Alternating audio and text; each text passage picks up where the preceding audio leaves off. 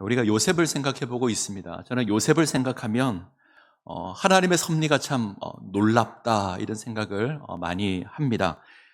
우리는 너무 쉽게 이게 옳은 것이다, 이게 틀린 것이다 이렇게 말하지만 하나님의 섭리를 다 생각해 보면 꼭 그런 건 아닌 것 같습니다. 우리가 인생을 살다 보면 좋은 일이 있는데 이것이 나쁜 일이 되는 경우가 있죠. 가난하지만 아주 화목한 가정이었는데 이 가정이 갑자기 복권에 당첨이 됩니다. 많은 돈이 생겼습니다. 그것으로 행복하게 될 것 같은데 도리어 불행하게 되는 경우가 있습니다. 그 돈이 행복을 깨트리고 가정을 깨트리는 겁니다. 뭔가 좋은 일이 생겼는데 나쁜 일이 되는 거죠.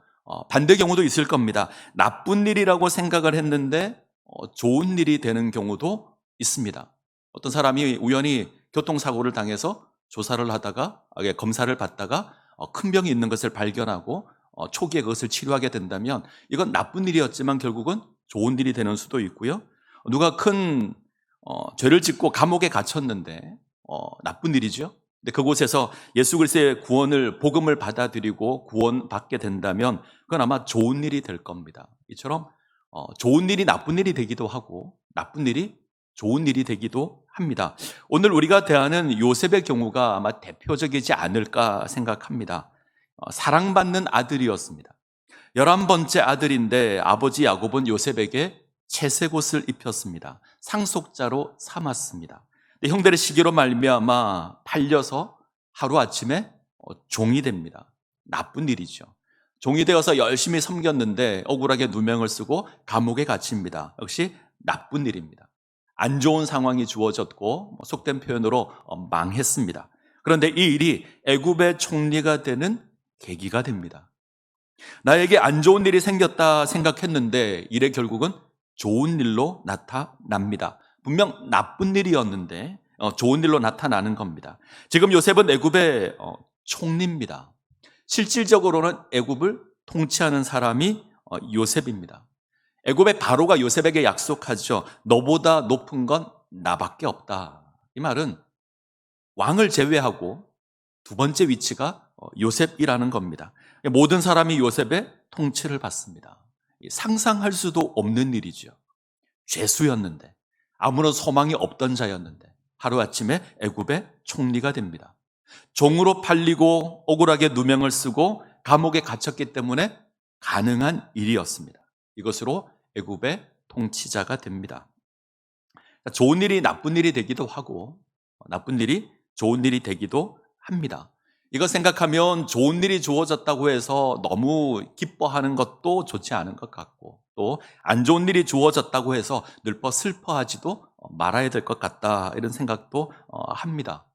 중요한 것이 있는데 이 모든 일들을 통해서 하나님께서 당신의 뜻을 이루어 가신다는 겁니다. 그것이 좋은 일이든 때로는 좋지 않은 일이든 하나님께서 이 모든 것 가운데 간섭하시고 모든 것 가운데 역사하셔서 당신의 뜻을 이루어 가실 겁니다. 자, 로마서 8장 28절을 한번 볼까요? 우리가 잘 아는 말씀인데 같이 한번 읽겠습니다. 우리가 알거니와 하나님을 사랑하는 자 곧 그 뜻대로 부르심을 입은 자들에게는 모든 것이 합력하여 선을 이루느니라. 하나님께서 당신의 사랑하는 자의 삶을 이끌어 가십니다.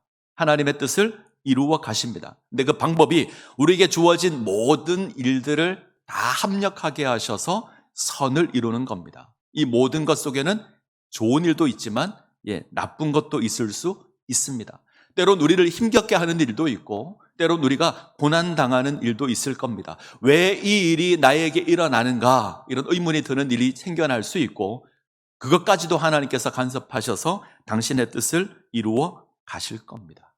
그래서 성경이 요셉의 생애를 다룰 때 이런 표현을 쓰죠. 하나님께서 함께 하셨고 그를 형통하게 하셨다. 언제 이 표현을 사용하죠? 그가 종으로 팔려서 보디발의 집에 거하게 되었을 때 하나님께서 함께 하셨고 형통하게 하셨다. 그가 억울하게 누명을 쓰고 죄수가 되었는데 하나님께서 함께 하셨고 형통하게 하셨다. 자, 우리의 시각에서는 이해가 안 됩니다. 그러나 하나님의 계획에서는 그것이 당신의 뜻을 이루어가는 과정입니다. 때문에 하나님께서 함께 하셨다, 형통하게 하셨다 이렇게 고백합니다. 때문에 우리는 이루시는 하나님을 기억해야 합니다.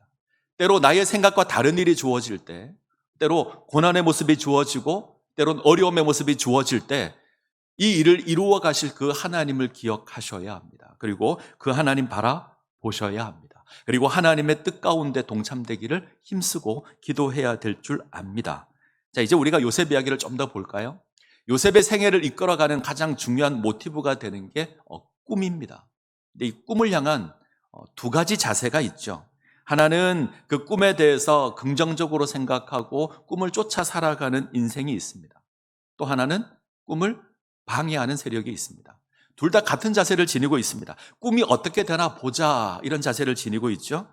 꿈을 막으려는 자들이 이렇게 고백합니다. 요셉의 형들은 요셉을 궁지로 몰아넣고 그를 종으로 팔 때에 이 꿈이 어떻게 되나 한번 보자 이러고 요셉을 종으로 팝니다. 꿈이 어떻게 이루어지나 보자, 말은 그렇게 하지만 실제로는 그 꿈을 막고자 하는 거죠. 하나님의 뜻을 막기를 원합니다. 그래서 그를 종으로 팝니다. 자, 요셉도 동일하게 꿈을 바라보는데 요셉은 하나님께서 그 꿈을 어떻게 이루어 가실지를 봅니다. 그래서 그 꿈이 어떻게 이루어지나 보자, 이런 기대감으로 서 있습니다. 하나는 악한 마음으로 서 있고 하나는 기대감으로 서 있습니다. 우리에게도 동일한 모습이 주어질 수 있을 것 같습니다. 하나님께서 당신의 뜻을 우리에게 보이십니다. 교회만 보더라도 이것이 선명할 겁니다. 하나님께서 뜻이 계셔서 장신제일교회를 세우셨습니다. 51년 전에 장신동에 하나님께서 교회를 세우셨습니다.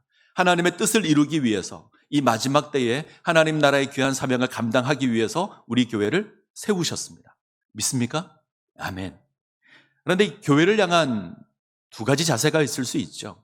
어쩌면 하나님을 거역하고 하나님의 역사를 믿지 않는 세상 사람들의 경우는 교회를 바라보면서 좋지 않은 심정으로 바라볼 수 있습니다.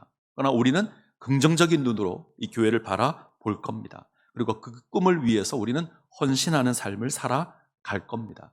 우리가 그런 삶을 살아갈 때에 하나님의 역사를 경험하게 될 겁니다. 하지만 어떤 사람은 부정적인 눈으로 보겠죠. 그 꿈이 어떻게 이루어지는지 보자. 그리고 심지어 꿈을 막으려는 사람도 있을 겁니다. 하나님께서 역사하는데 막는 겁니다. 하나님의 뜻을 거역하고 요셉을 죽이려고 하고 요셉을 종으로 팔기도 하고 요셉에게 누명을 씌워서 감옥에 가두려고 하는 이런 시도들이 있을 겁니다. 그럼에도 불구하고 그 꿈을 바라보는 우리는 하나님의 뜻을 확인하고 기대하는 모습 가운데 세워져야 합니다. 때로 고난이 있을 수 있고 때로 어려움이 있을 수 있고 때로는 기대와 다른 모습이 있을 수 있지만 꿈을 이루시는 그 하나님 바라보고 그 하나님 소망하며 살아가야 할 겁니다. 자, 하나님께서 우리에게 놀라운 뜻을 허락하셨습니다. 꿈을 허락하셨습니다. 그리고 당신이 그 꿈을 이루어 가실 겁니다. 하나님께서 반드시 실현시키실 겁니다. 중요한 건 우리가 그 꿈 가운데 포함되어야 하고 우리가 그 꿈의 주인공이 되어야 합니다.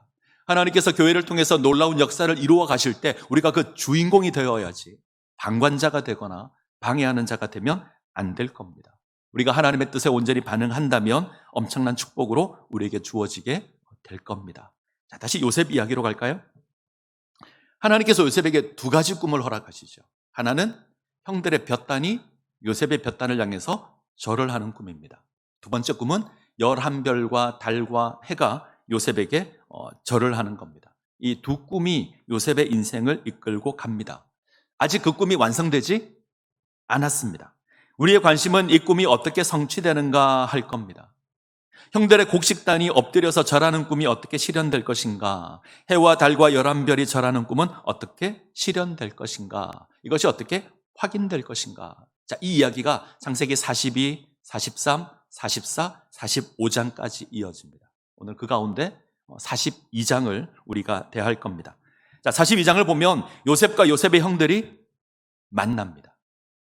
바로의 꿈을 통해서 꿈에 대한 요셉의 해몽과 같이 7년 동안 풍년이 주어졌습니다. 엄청나게 곡식들이 많아졌습니다. 요셉은 7년 동안 곡식을 계속 사들여서 성에 잘 쌓아둡니다.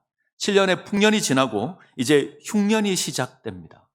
곡식이 없습니다. 온 애굽의 백성이 곡식을 얻기 위해서 요셉에게 오죠. 요셉은 저장해 두었던 곡식을 백성들에게 팝니다. 그리고 그 소식을 주변 나라 백성들도 다 듣습니다. 그래서 이들이 곡식을 사기 위해서 애굽으로 몰려옵니다. 자, 이 소식을 야곱이 듣습니다. 그의 아들들에게 애굽에 가서 양식을 사올 것을 명합니다. 그런데 자신의 11 아들 가운데 10명만 애굽으로 보냅니다. 누구를 남겨두죠? 베냐민은 남겨둡니다. 왜 남길까? 혹시 재앙이 임할지 모르고 그 재앙 때문에 혹시 베냐민이 죽을까봐, 베냐민이 해를 입을까봐 남겨둡니다. 여전히 야곱은 편애하는 아버지입니다. 야곱은 자신의 12아들 가운데 라헬의 2아들을 사랑했습니다. 요셉과 베냐민입니다. 이 가운데 요셉을 장자로 삼아서 채색옷을 입혔습니다. 근데 그 요셉이 사라지죠. 야곱은 짐승에 찢겨서 죽은 줄 알고 있습니다. 이제 자신에게 남은 아들은 베냐민입니다.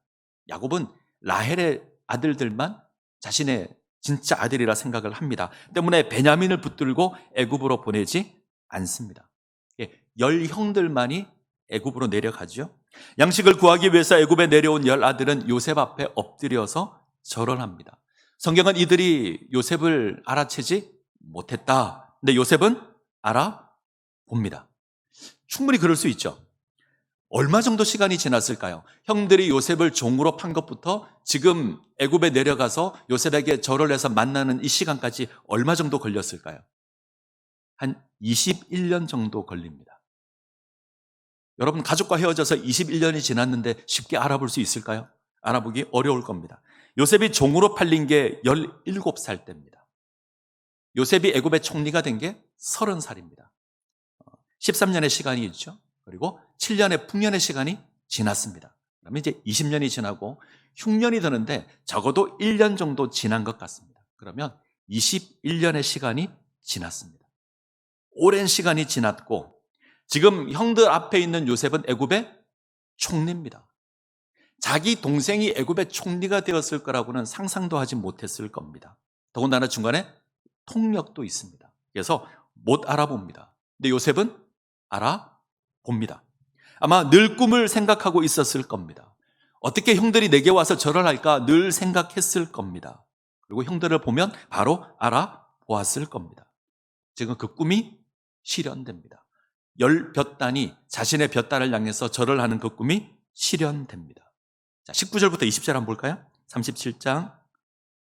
자, 창세기 37장을 보겠습니다. 37장 19절에서 20절. 자, 같이 읽습니다. 서로 이르되 꿈꾸는 자가 오는도다. 자, 그를 죽여 한 구덩이에 던지고 우리가 말하기를 악한 짐승이 그를 잡아 먹었다 하자. 그 꿈이 어떻게 되는지 우리가 볼 것이니라 하는지라. 과거 형들이 어떻게 했죠? 그 꿈이 어떻게 되는지 우리가 보자. 이렇게 말하고 요셉을 팔았습니다. 자기도 모르는 사이에 그 꿈에 동참하고 있고 그 꿈 가운데 그 꿈을 실현시키고 있습니다. 요셉의 꿈을 무마시키려고 했지만 결국은 그 꿈에 동참합니다. 요셉이 이 상황을 다 보고 있습니다. 하나님께서 자신에게 허락한 그 꿈을 어떻게 이루시는지 요셉은 확인하고 있습니다. 이제 또 궁금해지죠. 10볏단이 와서 절하는 건 확인했고 또 한 꿈이 남았습니다. 해와 달과 11별이 와서 절을 할 겁니다. 이 꿈이 어떻게 이루어지는가 요셉은 또 기대하고 그것을 바라볼 겁니다. 아마 너무 흥미롭게 그는 생각을 했을 겁니다. 그리고 그 꿈을 확인하기를 원합니다. 21년 전에는 형들이 꿈이 어떻게 이루어지는지 보자 그랬는데 지금은 요셉이 그 꿈이 어떻게 이루어지는지 보자 이렇게 합니다. 그리고 형들을 시험합니다. 10형이 왔습니다. 그들을 신문합니다. 아주 강압적인 자세로. 이들은 양식을 위해서 애굽으로 왔는데 양식을 위해서 온 것이 아니라 이 땅을 정탐하러 온 정탐꾼이다 이렇게 몰아세우기 시작합니다. 형들의 입장에서는 황당하죠. 자신들은 곡식 사기 위해서 왔는데 정탐꾼이라는 누명을 씁니다. 이 시대는 정탐꾼이라고 해서 발각이 되면 사형입니다. 예전에 형들이 요셉을 죽이려고 했는데 지금은 요셉이 형들에게 죽음을 선포하고 있는 겁니다. 이제 형들이 급해졌습니다. 가만히 있다가는 죽임을 당할 판입니다. 그래서 점점 더 급한 마음에 변명하기 시작합니다. 자, 처음에는 자신들이 정탐꾼이 아니라고 합니다. 요셉이 여전히 너희들은 정탐꾼이라 그러자 이제는 가족 이야기를 하죠. 우리가 한 사람의 아들인데 다 같은 형제다. 12명인데 하나는 아버지와 함께 있고 하나는 사라졌다.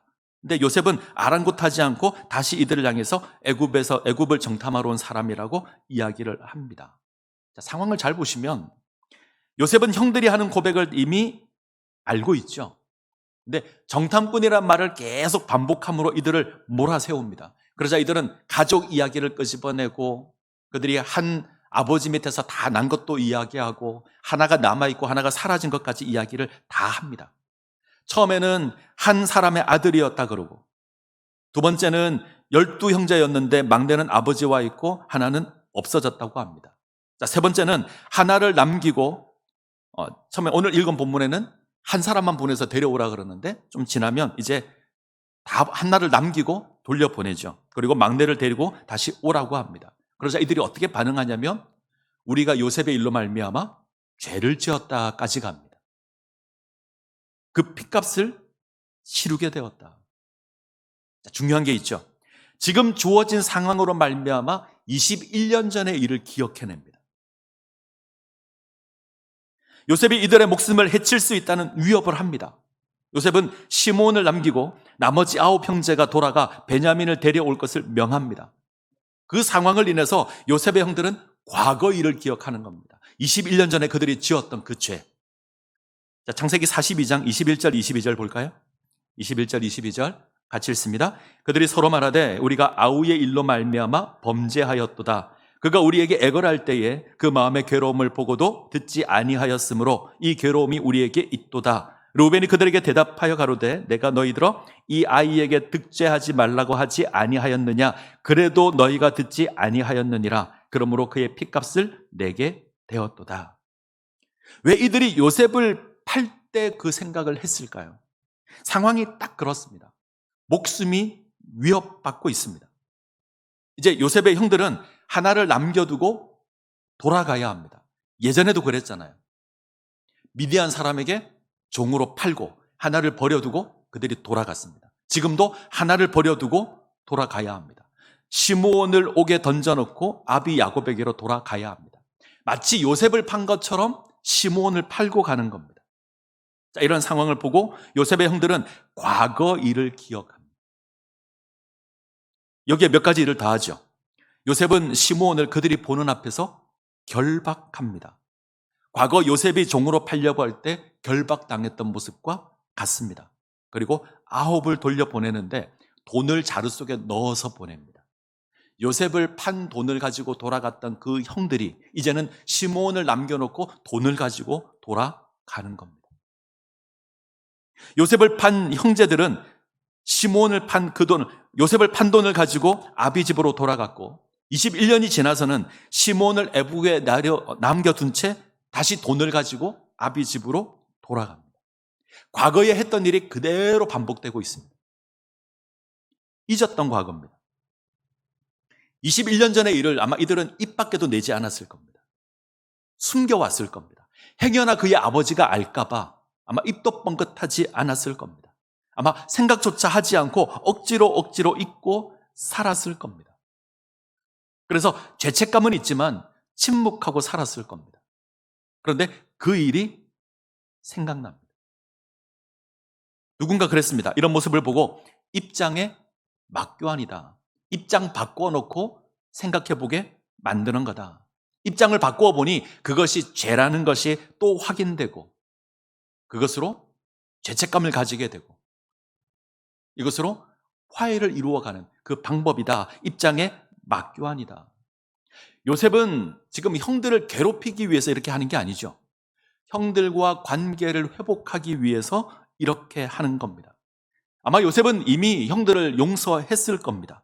형들이 과거 사건을 기억하고 괴로워하는 것을 보고 요셉은 자리를 피하여서 울고 다시 돌아옵니다. 이미 이건 요셉이 그의 형들을 용서했다는 겁니다. 그런데 입장의 막교환을 시키고 있는 이유가 뭐냐면 형들의 마음을 확인하고자 하는 겁니다.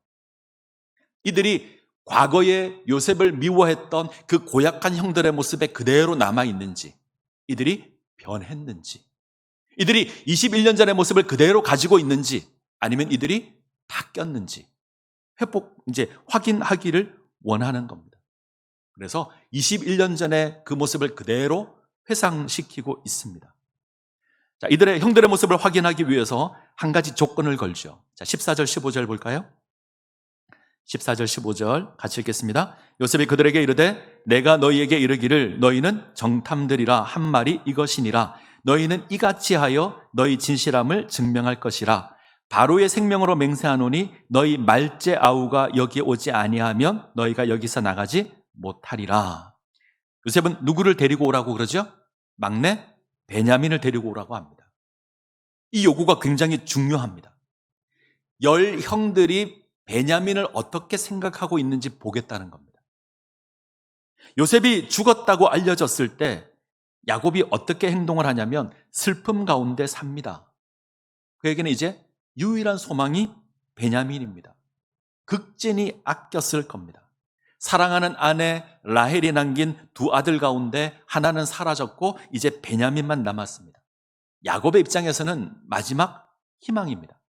당연히 이 베냐민에게 요셉에게 입혔던 채색 옷을 입혔을 겁니다. 이 베냐민을 상속자로 삼았을 겁니다. 문제는 이 형들이, 요셉을 미워해서 요셉을 종으로 판 이 형들이 베냐민을 어떻게 할까 하는 걸 확인하겠다는 거죠.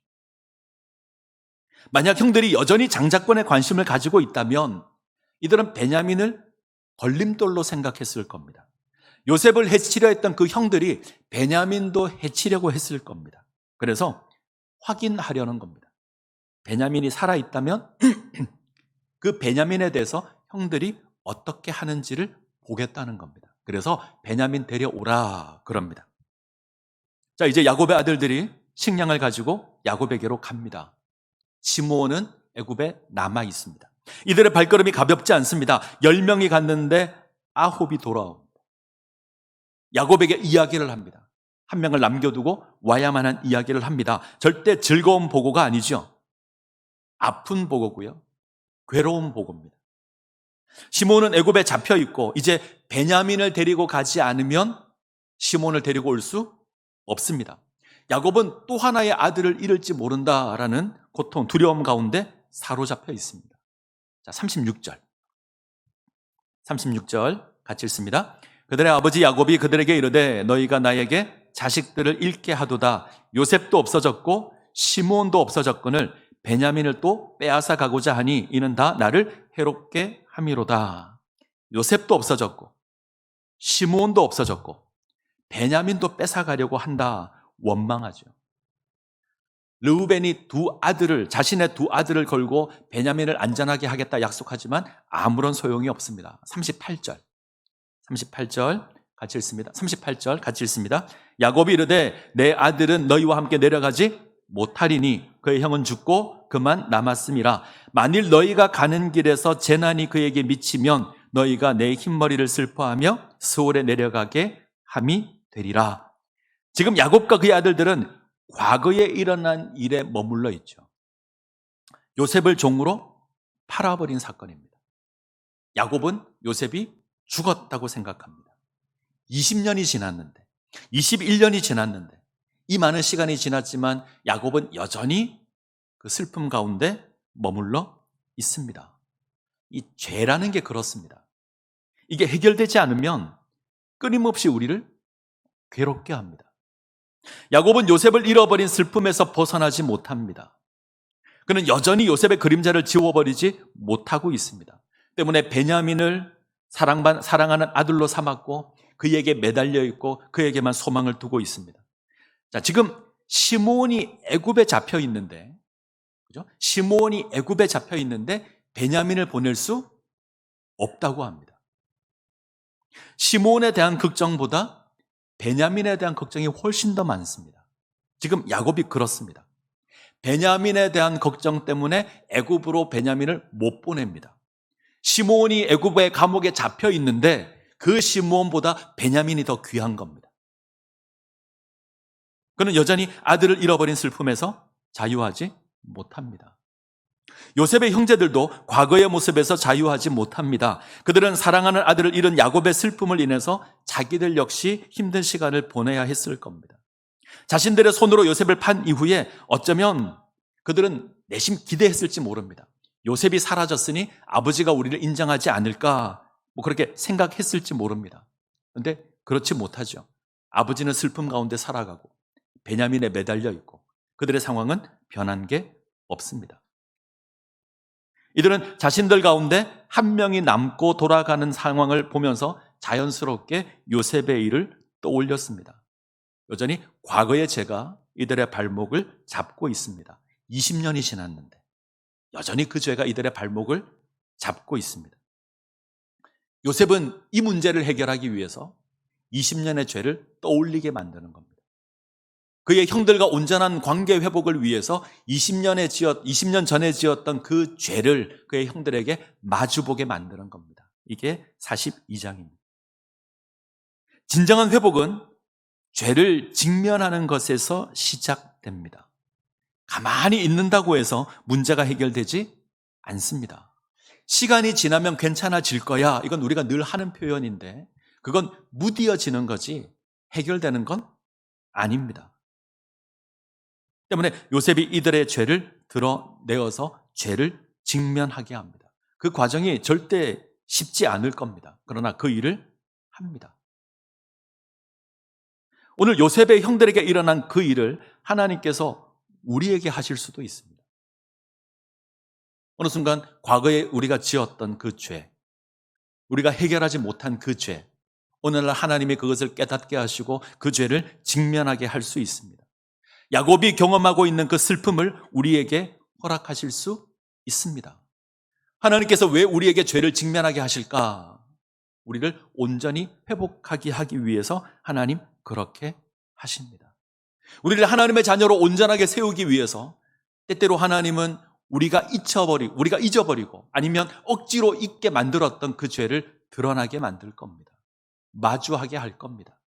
그것으로 우리를 회복시키기를 원하십니다. 이 일을 위해서 당신의 아들 예수 그리스도를 이 땅 가운데 보내어서 우리의 죄를 위해서 죽게 하십니다.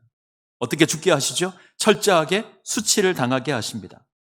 벌거벗음을 당하게 하시고 침뱉음을 당하게 하십니다. 채찍질을 당하게 하십니다. 온갖 수치와 모욕을 받게 하십니다. 그렇게 십자가에 달리십니다. 그분은 죄가 없으신데 어떤 죄도 없는데 그런데 죄인이 되어서 십자가에 못 박습니다. 죄의 수치를 드러나게 합니다. 그 죄의 수치는 우리의 수치입니다. 우리가 지은 죄의 수치. 우리는 십자가를 보면서 우리 죄를 마주해야 합니다. 예수님이 당하신 그 고난과 그 수치의 모습 속에서 우리의 죄를 확인해야 합니다. 나의 죄를 기억해야 되고 나의 수치를 마주해야 합니다. 그것으로 신음해야 되고 그것으로 마음 아파야 합니다. 나를 억누르고 있던 그 죄가 얼마나 잔인한 것인지 우리는 알아야 합니다. 하나님께서 나의 죄를 사하셨구나. 예수께서 나의 죄를 위해서 죽으셨구나. 내가 예수 믿어 구원받았구나. 딱 이 정도에서 멈추시면 안 됩니다. 그냥 형식적으로 하는 고백이면 안 됩니다. 우리가 십자가 앞에서 우리 죄를 마주해야 합니다. 우리의 해결되지 않은 죄의 문제를 마주해야 합니다. 요셉도 어쩌면 쉽게 해결할 방법도 있었을 겁니다. 그 자리에서 자신의 신분을 드러내고 식량을 풍성하게 주어서 가족을 구원할 수 있었을 겁니다. 그렇게 했다면 진정한 관계 회복은 주어지지 않았을 겁니다. 평생 불편하게 살았을 겁니다. 형제들은 평생 요셉의 눈치를 보고 살아야 했을 겁니다. 하지만 당장은 불편하지만 요셉은 죄를 마주하게 합니다. 21년 전에 그 죄를 마주하게 만들고 그 죄에 미안하게 만들고 그 속에서 문제를 해결해 가게 합니다. 마주하는 게 너무 괴로운 것이지만 그것을 마주할 때에 참된 회복의 모습이 주어질 수 있습니다. 우리도 동일할 겁니다. 어쩌면 우리는 너무 쉽게 내가 예수 믿어 구원받았습니다. 예수 그리스도의 십자가로 내가 구원받았습니다. 이렇게 고백하지만 정말 우리는 아직 우리의 죄를 직면하지 못하고 그 수치를 깨닫지 못하고 그 고통을 깨닫지 못하고 어쩌면 우리는 그렇게 서 있을지 모릅니다. 그러면 어쩌면 참된 회복의 모습이 주어지지 못할 수도 있습니다. 우리가 정직히 죄를 마주할 때에 우리에게 참된 자유가 있을 겁니다. 예수 그리스도의 십자가를 보며 그가 당한 그 고통을 보며 그가 당한 그 수치를 보며 그가 당한 그 멸시를 보며 우리 죄를 확인하셔야 합니다. 저것이 나의 죄인데 내가 심판받아야 되고 내가 고난당해야 되는데 이것을 확인할 때 참된 용서의 모습이 우리 가운데 주어지게 될 겁니다. 지금 이 일을 요셉이 하고 있는데 어쩌면 하나님께서 우리에게 이 일을 허락하실 수도 있습니다. 먼 과거의 일, 내가 잊었던 일, 생각나게 해서 우리를 그 죄 앞에 세울 수 있습니다. 또 우리가 그 죄를 바라보아야 하고 하나님의 은혜를 간구해야 되고 하나님의 도우심을 바라보아야 합니다. 그때 우리가 참된 모습 가운데 세워지게 될 겁니다. 이 죄사함의 놀라운 은혜를 누리시기를 간절히 소원합니다. 기도하시겠습니다.